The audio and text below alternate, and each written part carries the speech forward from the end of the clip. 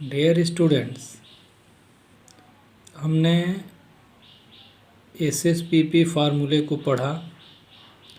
मतलब कि अगर हमारा सब्जेक्ट सिंगुलर है तो वर्ब सिंगुलर होना चाहिए और प्लूरल है तो वर्ब प्लूरल होना चाहिए। फिर हमने उसके एक्सेप्शन को भी देखा कि किस तरह से उस रूल्स के यानी एसएसपीपी फार्मूले के एक्सेप्शन थे, उसको भी देखा है। अब हम आगे कुछ पर्टिकुलर सेंटेंस स्ट्रक्चर को पढ़ेंगे और उसके अकॉर्डिंग हम वर्ब को भी देखेंगे कि वो सिंगुलर है, प्लूरल है, यानी कब वर्ब वहाँ सिंगुलर हो रही है, कब वर्ब प्लूरल हो रही है। तो इस रेफरेंस में हम सबसे पहले एक रूल फॉलो करते हैं, NP-N एंड द वर्ब।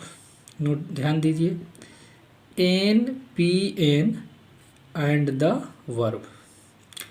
देखिए इसमें N क्या है तो नाउन है, P क्या है प्रीपोजिशन है, फिर N क्या है नाउन है।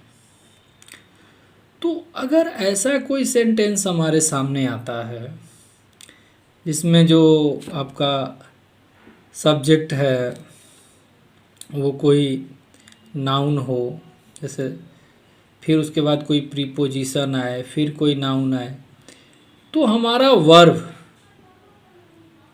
क्या होना चाहिए। तो इस रेफरेंस में यहाँ एक इस लाइन को नोटिस करेंगे कि अगर हमारा सेंटेंस स्ट्रक्चर ऐसा है तो verb is use according to noun that comes before preposition. अब चूंकि इस स्ट्रक्चर में क्या है कि ये नाउन है, प्रीपोजिशन है और नाउन है, तो इसमें नाउन के ये प्रीपोजिशन के पहले जो नाउन है हमें उसके अकॉर्डिंग वर्ब को सिंगुलर या प्लूरल यूज़ करना है। जैसे भी एग्जाम्पल को देखिए, the merit of these books is well known.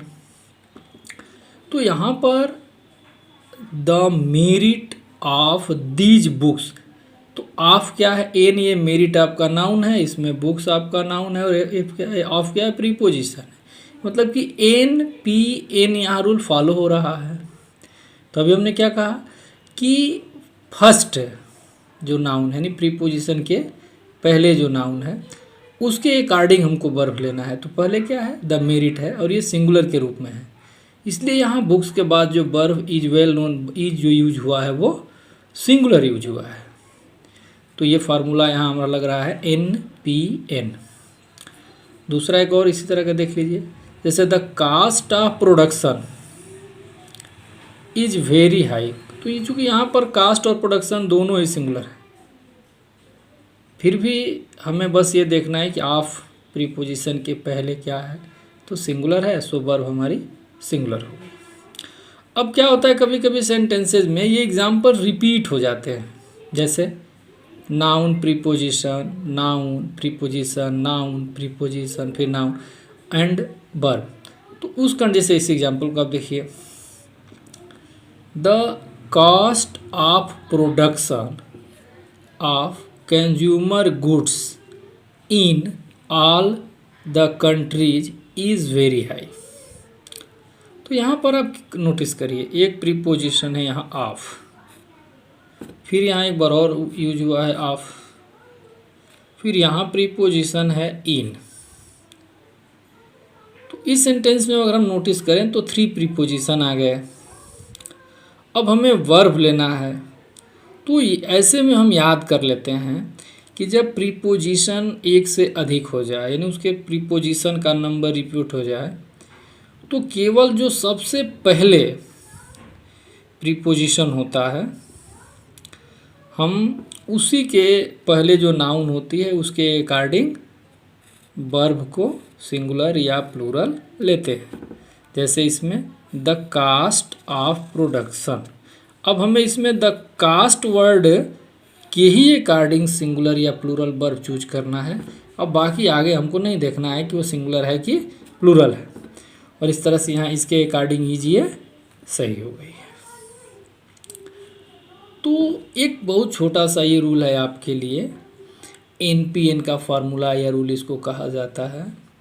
अगर किसी भी सेंटेंस में नाउन हो, प्रीपोजिशन हो, नाउन हो, या इस तरह से नाउन प्रीपोजिशन उसमें कई बार आ जाएं, तो हम सबसे पहले जो सबसे पहले प्रीपोजिशन और उसके पहले जो नाउन होता है उसी के अकॉर्डिंग हम वर्ब लेते हैं। मतलब कि इसको आप याद कर लीजिए कि the in such sentences the verb is use according to noun that comes before preposition. तो जब एक ही प्रीपोजिशन है तो केवल हमने बिफोर प्रीपोजिशन कर दिया है, और यदि एन कई बार आ रहा हो, कई बार ये रिपीट हो रहा हो, तो हम क्या कहेंगे कि बिफोर फर्स्ट प्रीपोजिशन। क्या याद रखेंगे? Before first preposition. वर्ब किसके अकॉर्डिंग सिंगुलर या प्लूरल होगी? तो noun that comes before first preposition. तो इस तरह से यह एक हमारा रूल है, आप इसको याद रखेंगे। इससे रिलेटेड आपको करने के लिए यहाँ पर करेक्ट द फॉलोइंग सेंटेंसेस करके कुछ एक्सरसाइज वर्क है, इसको ध्यान से देखेंगे।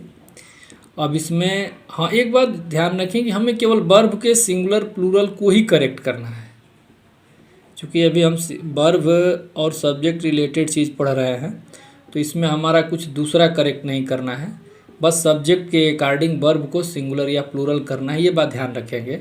अगर किसी एग्जाम्पल में ऑलरेडी करेक्ट हो तो उसको ये जरूरी नहीं कि सब में बदल ही दिया जाए कि सिंगुलर है तो प्लूरल कर दें या प्लूरल है तो सिंगुलर नहीं।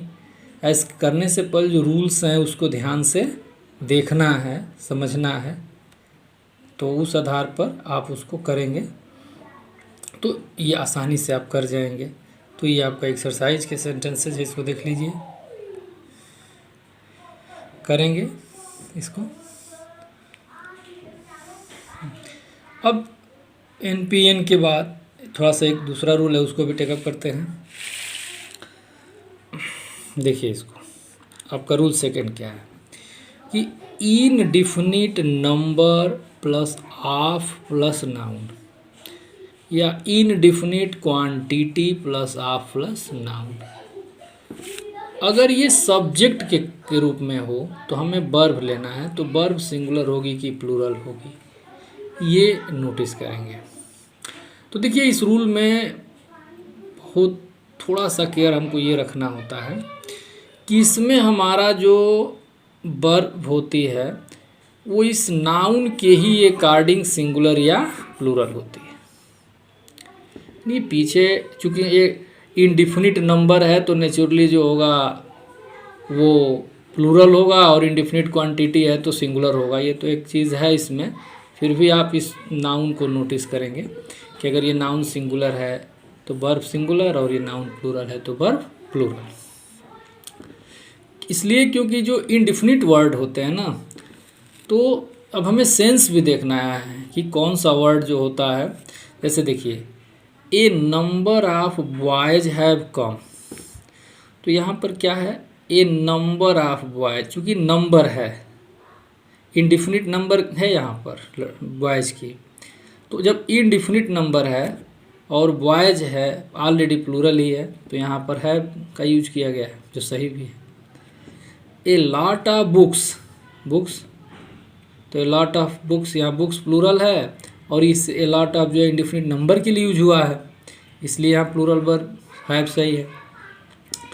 अब देखिए इसमें ए लॉट ऑफ मिल्क क्या है? क्वांटिटी है, नंबर तो इसकी काउंटिंग तो होगी नहीं, नंबर तो है नहीं, तो यहाँ जब ये इंडिफिनिट क्वांटिटी है तो वर्ब हैज का प्रयोग हो गया है। Plenty of eggs have been bought, तो यहाँ एग्स नंबर के लिए यूज कर दिया तो हैव का प्रयोग हो गया।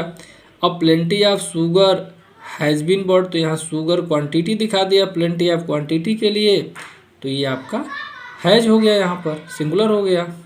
हाँ इसको नोटिस करेंगे, जैसे द नंबर, ये क्या है? द नंबर ऑफ बॉयज, चूँकि बॉयज यहाँ प्लूरल है, और अभी हमने कहा है कि इसके बाद अगर प्लूरल हो तो वर्ब प्लूरल हो जाती है और सिंगुलर, तो इसमें इसको थोड़ा केयर करेंगे। द नंबर और ए नंबर में अगर ए नंबर होता है तो वर्ब प्लूरल, और द नंबर होता है तो verb singular. The number of boys has come, ये सही है क्योंकि यहाँ पर ये द लगा हुआ है। उसी तरह से इस दूसरे वर्ड द परसेंटेज को नोटिस करेंगे, परसेंट नहीं, percentage. The percentage of illiterate persons, क्योंकि यहाँ पर जो नाउन पर्सन्स है प्लूरल है, फिर भी यहाँ इज का प्रयोग किया गया क्योंकि परसेंटेज है। तो ये भी याद कर लेंगे कि परसेंटेज वर्ड हो, परसेंट नहीं। अगर परसेंट है तो फिर उसके अकॉर्डिंग होगा, परसेंटेज अगर वर्ड है तो सिंगुलर पर। उसी तरह से इस एग्जाम्पल में देयर स्टिल लॉट्स, अगर केवल लॉट्स है और उसके बाद इन्फिनिटिव आ रहा हो तो यहाँ वर्ब सिंगुलर यूज होगी। तो ये 3 जो आपके है इसको ये केयर करेंगे इसको। अब इस पर करेक्ट करने के लिए आपको ये सेंटेंसेज हैं, जैसे इसको आप इसी आधार पे करेक्ट करेंगे। जो भी आपने इंडिफिनिट क्वांटिटी और नंबर देखे हैं इसमें कोई ऑलरेडी करेक्ट है तो उसको करेक्ट कर लेंगे।